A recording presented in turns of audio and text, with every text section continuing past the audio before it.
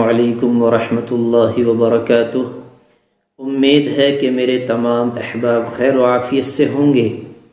دیکھیے میرے عزیز بھائی و بزرگوں، اللہ تبارک و تعالیٰ نے آپ حضرات کو حق دیا ہے، اختیار دیا ہے، اور خود اپنے بارے میں اچھا اور برا کرنے کی سوچ اور سمجھ عطا کی ہے۔ دیکھیے اب یہ ووٹنگ کا دور ہے، الیکشنوں کا دور ہے۔ آج ہمیں ووٹ کرنی ہے، تو ووٹ کسے کرنی چاہیے، کریں یا نہ کریں؟ سب سے پہلی بات تو یہ ہے کہ آپ کی ووٹ آپ کی شہادت ہے، گواہی ہے۔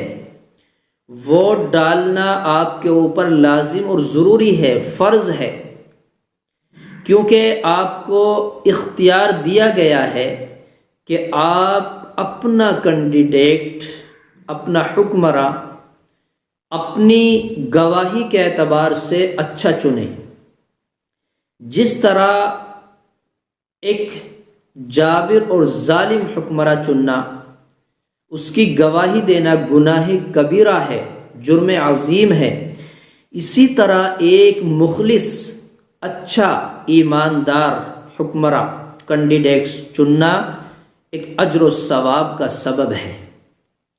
تو آپ کو اختیار ہے، آپ جس علاقے میں رہتے ہیں، آپ کے حق میں کون کینڈیڈیٹ آپ کے لیے بہتر ہے، آپ اسے چنیں۔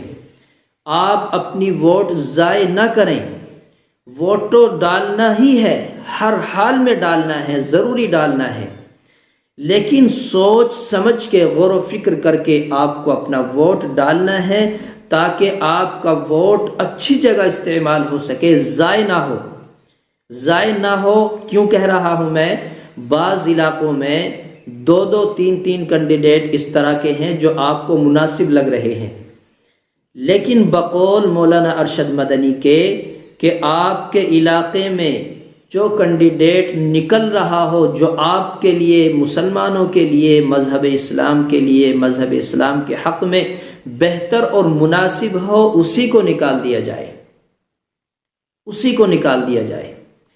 تو اس لیے اپنا ووٹ ضرور استعمال کریں، اچھی جگہ استعمال کریں، اور آپ بہتر جانتے ہیں اپنے علاقوں کو۔